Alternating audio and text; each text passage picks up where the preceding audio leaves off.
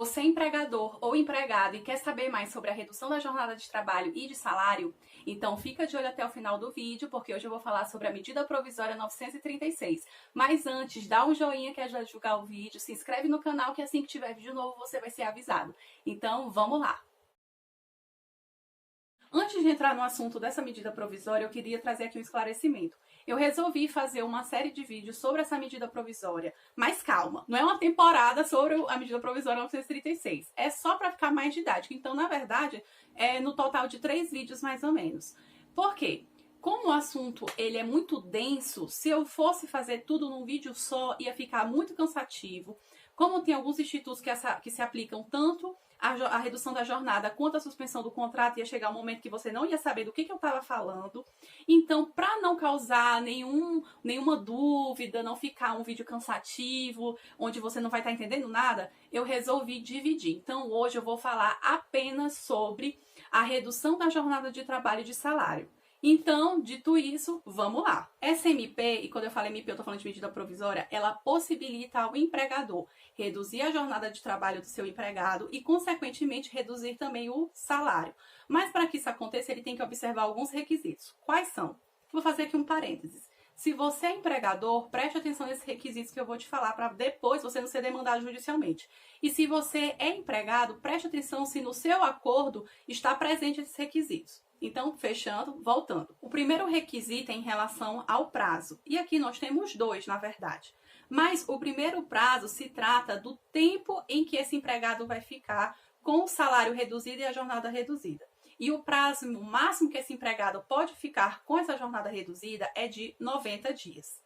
Mas isso tem que ser obedecido ainda que se trate de sucessivos acordos de redução de jornada de salário. Não entendeu? Vou te dar um exemplo. Vamos supor que você tenha um estabelecimento comercial, uma loja, um restaurante, ou que você trabalhe em um. O seu empregado, ou você que é empregado, só pode ficar com a jornada reduzida por até 90 dias. Mas vamos supor que você pense assim, nossa, eu não vou fazer um acordo de 90 dias, porque eu não sei se a quarentena vai durar até lá. Então eu vou fazer um primeiro acordo de 30 dias, ou de 20 dias. E aí tá chegando perto de acabar esse prazo e você fica sabendo que houve uma extensão dessa quarentena, ou seja, ela vai durar mais do que você imaginava. Nesse caso, você pode renovar esse acordo de redução, mas ainda que haja várias reduções, o prazo máximo é de 90 dias. O segundo requisito é em relação à comunicação, ao prazo de comunicação desse empregado. Ele tem que ser avisado, notificado por escrito, com uma antecedência mínima aí de 2 dias corridos. Então, se você quiser, por exemplo, começar a redução da jornada de salário do seu empregado numa quinta-feira, você tem que avisar ele numa segunda-feira. Porque aí conta terça, quarta, 2 dias e na quinta começa a redução dele. Então, você tem que observar esse prazo. O outro requisito trata da preservação do valor do salário hora desse empregado, ou seja, da hora dele de trabalho, o valor dessa hora. Como é que você faz para encontrar? Vou te explicar. Quem trabalha 44 horas semanais, o divisor é 220. Quem trabalha 36 horas semanais, o divisor é 180. Eu não vou explicar aqui o porquê desses divisores, eu posso fazer um novo vídeo, mas aqui não é o caso. Quem trabalha 44 horas semanais, você pega o valor do salário, divide por 220 e aí você vai encontrar o valor da hora dele de trabalho. Quem trabalha 36 horas, você pega o salário, divide por 180 e aí também você vai encontrar o valor da hora dele de trabalho. Nesse caso, ainda que haja a redução da jornada de trabalho, vamos supor, por 50% e também a redução do salário, ainda que com a redução, esse valor da hora desse empregado tem que permanecer o mesmo. Além desses requisitos que eu mencionei, a MP também traz os percentuais de redução de jornada de trabalho e de salário. E aqui o negócio começa a ficar complicado.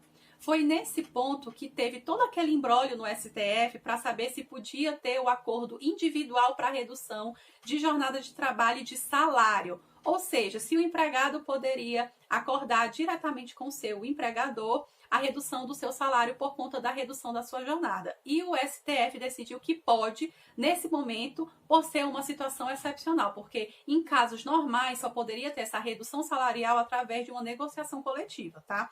Mas aqui, por ser uma situação excepcional de calamidade pública, ficou decidido que pode sim o empregado e o empregador negociar individualmente a redução da jornada e, consequentemente, a redução do salário. Mas quais são esses percentuais? Essa MP, ela prevê que quando se tratar de um acordo individual, ou seja, aquele feito entre empregado e empregador, a redução só pode se dar nos seguintes percentuais: 25% de redução de jornada e de salário, 50% de redução de jornada e salário e 70% de redução de jornada e salário.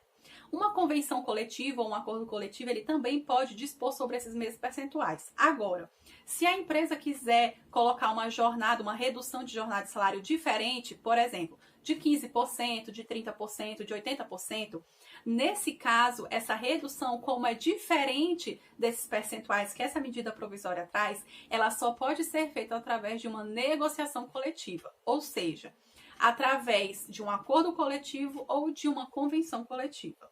Então, como fica o pagamento desse auxílio emergencial? Você tem que ter em mente que o governo federal, que é quem vai pagar esse auxílio, ele vai ter como base de cálculo não o salário do empregado, mas sim a parcela que ele receberia se fosse receber o seguro-desemprego. Aí você pode estar se perguntando, mas não é o valor do salário? Não, não é, e eu vou deixar aqui do lado um quadro exemplificativo para você ter mais ou menos uma ideia de quanto seria esse valor. Mas não é o mesmo valor do salário, tenha isso em mente. Então, o governo federal vai pegar essa base de cálculo, que é essa parcela que ele teria direito ao seguro-desemprego, e vai aplicar aí a redução que houve de jornada de trabalho e de salário. Por exemplo, vamos supor que a sua jornada de trabalho, você como empregador, reduziu a jornada de trabalho do seu empregado no percentual de 25%. 25%. Nesse caso, como é que vai ficar o auxílio emergencial dele? Ele vai receber 25% do que ele teria direito de parcela seguro-desemprego.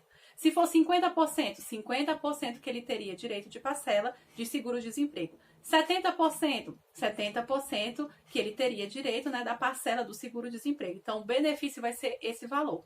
Agora, você deve estar lembrando que eu mencionei que pode ter, sim, redução de jornada de salário em percentuais diferentes desses que eu mencionei, desde que se dê através de uma negociação coletiva.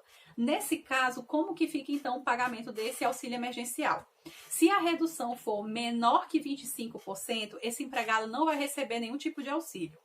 Se a redução for igual ou maior que 25 e menor que 50, ou seja, até 49% de redução, o percentual aí que vai ser aplicado à base de cálculo vai ser de 25%.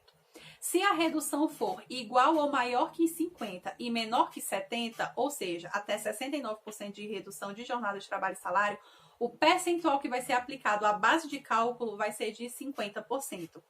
Agora, se essa redução de jornada de trabalho for superior a 70%, por exemplo, 80%, o percentual que vai ser utilizado nessa base de cálculo vai ser de 70%. É muito número, né? Mas eu acho que deu para entender. Em relação ao pagamento desse auxílio emergencial, a primeira parcela vai ser paga em até 30 dias contados da data da celebração desse acordo, ou acordo individual, ou através de uma negociação coletiva. Por isso que é importante que o empregador informe o Ministério da Economia no prazo de 10 dias, porque senão ele vai ter que pagar a remuneração total que esse empregado teria direito antes da redução da jornada de trabalho e de salário. Em relação à forma de pactuação desse acordo para a redução de jornada de salário, eu já mencionei aqui várias vezes que pode acontecer tanto por acordo individual como por negociação coletiva, obedecendo, claro, aqueles limites de percentuais de redução que eu já mencionei. Mas outro limite também que tem que ser observado é o salário desse empregado. Por quê? Só vai poder ter a negociação coletiva ou acordo individual se esse empregado receber salário igual ou inferior a R$ 3.135, ou se ele tiver diploma de nível superior e receber salário acima de R$ 12.000. Agora, se esse empregado não receber salário dentro dessa margem que eu mencionei, ou seja, se esse empregado ele tiver salário superior a R$ 3.135 e menor que R$ 12.000, nesse caso, o acordo individual ele pode acontecer apenas se a redução da jornada de trabalho e de salário for de 25%. Se for em outro percentual, seja de 50%, seja de 70% ou outro percentual, só através de negociação coletiva. Outro ponto importante é em relação àquele empregado que possui mais de um vínculo formal, ou seja, aquele que tem 2 empregos, por exemplo, ao mesmo tempo registrado na sua carteira de trabalho. Nesse caso, ele pode sim receber o auxílio emergencial cumulativamente referente a cada uma dessas reduções. Então, por exemplo, vamos supor que num emprego ele teve uma redução de 25% e no outro emprego ele teve uma redução de jornada e salário de 50%. Nesse caso, ele vai receber o benefício emergencial referente a esses 2 contratos. Esse empregado que teve a redução da jornada de trabalho e de salário, ele também vai ter direito a uma estabilidade, ou seja, ele não vai poder ser demitido sem justa causa pelo mesmo período em que ele ficou com a redução da jornada quando voltar às condições normais. Por exemplo, vamos supor que o empregado ele tenha ficado com a redução da sua jornada de trabalho durante 30 dias. Quando voltar às condições normais, ele não vai poder ser demitido nesse prazo de 30 dias, entendeu? Porque ele tem direito à estabilidade. Agora, se mesmo assim o empregador quiser demitir ele, nesse período de estabilidade sem justa causa, ele vai ter que pagar, além das verbas rescisórias, uma indenização ao empregado por essa estabilidade. E essa indenização ela vai depender do percentual de redução da jornada de trabalho e de salário. Então, quanto que vai ser? Se a redução da jornada de trabalho e de salário do empregado foi igual ou superior a 25% e até 50%, nesse caso, o valor da indenização vai ser de 50% do salário que esse empregado teria direito durante o período de estabilidade. Se a redução for superior a 50% e até 70%, o valor de indenização vai ser de 75% do salário que esse empregado teria direito durante o prazo de estabilidade. Agora, se a redução da jornada de trabalho e de salário for superior a 70%, nesse caso o empregador vai ter que pagar uma indenização no valor de 100% do salário que esse empregado teria direito nesse período de estabilidade. E para finalizar, a jornada de trabalho e o salário pago antes da redução vão ser restabelecidos no prazo de 2 dias contados do fim do estado de calamidade pública, do prazo em que foi estipulado no acordo de redução ou caso o empregador decida antecipar o fim desse acordo, dessa redução, ele pode comunicar também o seu empregado e aí vai contar 2 dias corridos também a partir desse prazo. Bom, eram essas as considerações que eu tinha para fazer sobre a redução da jornada de trabalho e de salário na medida provisória 936. E se você já chegou até aqui, dá um joinha no vídeo, se inscreve no canal e ativa as notificações, que assim que tiver vídeo novo você vai ser avisado. E claro, se você ficou com alguma dúvida, pode mandar aqui nos comentários, pode mandar no direct lá do Guia Jurídico, que eu vou deixar aqui também, que tem muita coisa interessante lá, se você quiser seguir a página. E também vou deixar meu contato, meu e-mail, e caso você tenha alguma dúvida, pode mandar por ele também. Então, até a próxima. Tchau, tchau.